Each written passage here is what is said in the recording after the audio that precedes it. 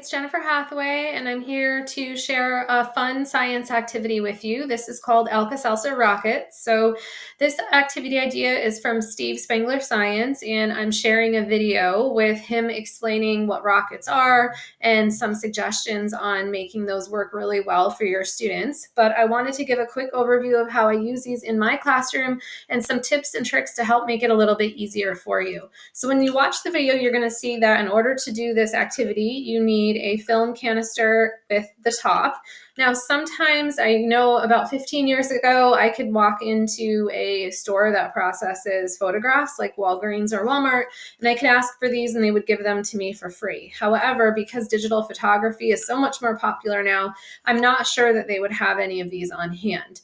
But you can order these through Steve Spangler Science, and his have marks on the side so that upper level science students can measure more accurately the amount of water or liquid that they're using so that you get good data to graph, or if you're working on variables, this is a great activity. And so a graduated cylinder is going to be a canister is going to be much better than this one that I have that doesn't have any marks on it.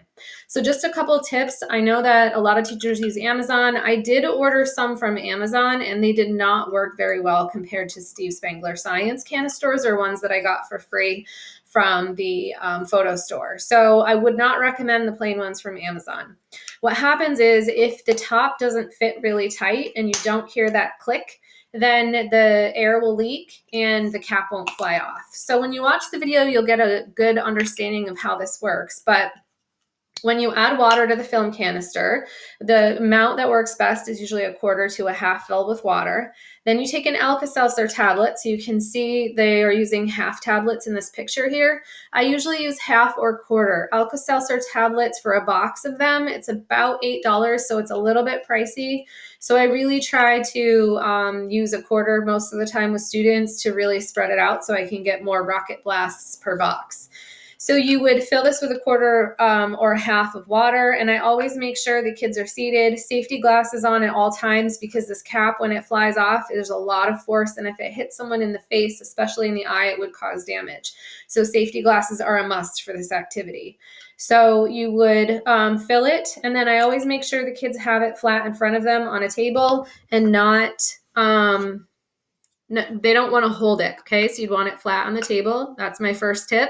In the video, Steve goes through all this, but he doesn't really give tips and tricks for doing this with kids. Next, you want to have them practice a couple times before you do the activity with clicking the cap on and make sure it clicks, and then take their thumb and press right down in the middle, because a lot of kids will click one side on and then the other side doesn't click, and then because the air can escape, pressure doesn't build up and the top won't pop off. So my suggestion is to give these out and have kids just practice over and over clicking. If it's an elementary age student, or even some middle school students really have trouble with putting this cap on. They just don't have the finger coordination for that. So a lot of times I'll partner them, and I'll have one student, kind of control the liquid going in, and I'll have the other student drop the tablet and then put the cap on. So it's more of a partnered activity. Press down with their thumb, and then they want to move away. Okay. So after about 30 seconds, which seems like forever for the kids, the cap will pop off.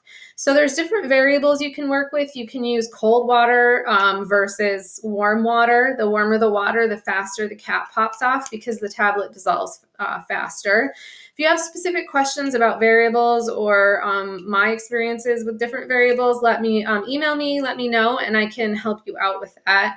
I've done lots of different versions of these rockets. In the video, it also shows you that you can actually flip the canister upside down. So you have the cap on this side, the cap will fly off. If you flip it upside down, the bottom flies off. And Steve shows you in this video that sometimes he has students design little rockets that can fit over the top, and then it looks like your rocket is flying when the reaction happens.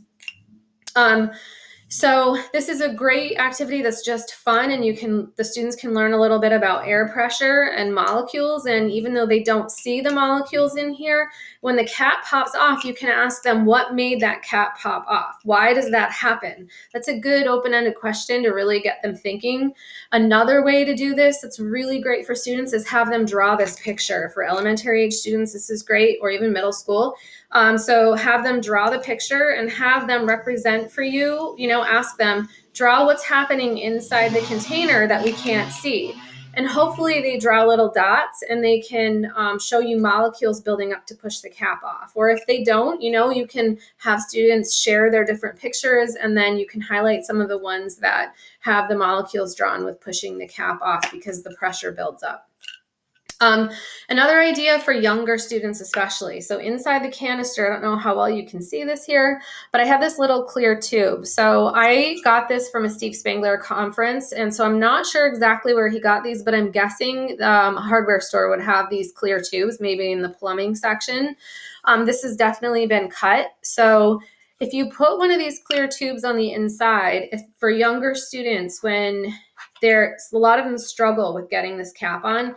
So when the clear tube is on the inside, if you balance the tablet on top of that, so you would fill it half full with liquid, and then put the tablet carefully on top of that clear piece for the students, and then have them cap it, and then have them shake it, and then place it.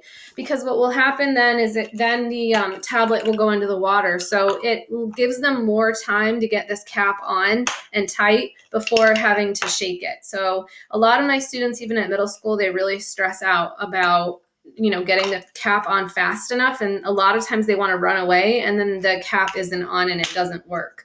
And so in my experience, if you have the whole class, everybody's tops flying off and everybody's super excited, that one kid whose top didn't fly off, you can all imagine how that doesn't go well. So that's just a trick to maybe help it be a little bit more successful for everyone. When I do this activity, I give them a paper towel and I tell them to keep the tablet on the paper towel until I tell them it's turn to put it in the canister, because we know how things go.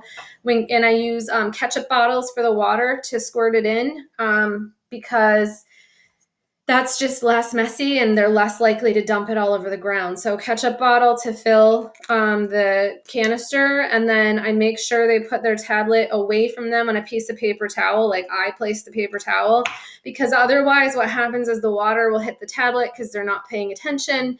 The tablet starts to fizz, and then you're wasting that money in tablets. So I usually have the kids all line up, single file, sit on the ground. I put their paper towel and tell them not to touch it.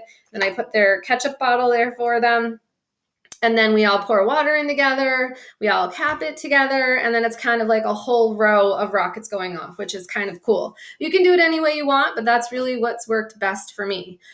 I always like to think about an art activity to go with my science, some of the more fun science experiments, because in our school, kids don't get a ton of art. In 7th grade, which is what I teach, they don't have art class. So you can also add some food coloring or watercolor paint to these canisters. And then when they put a piece of watercolor paper underneath their canister, right?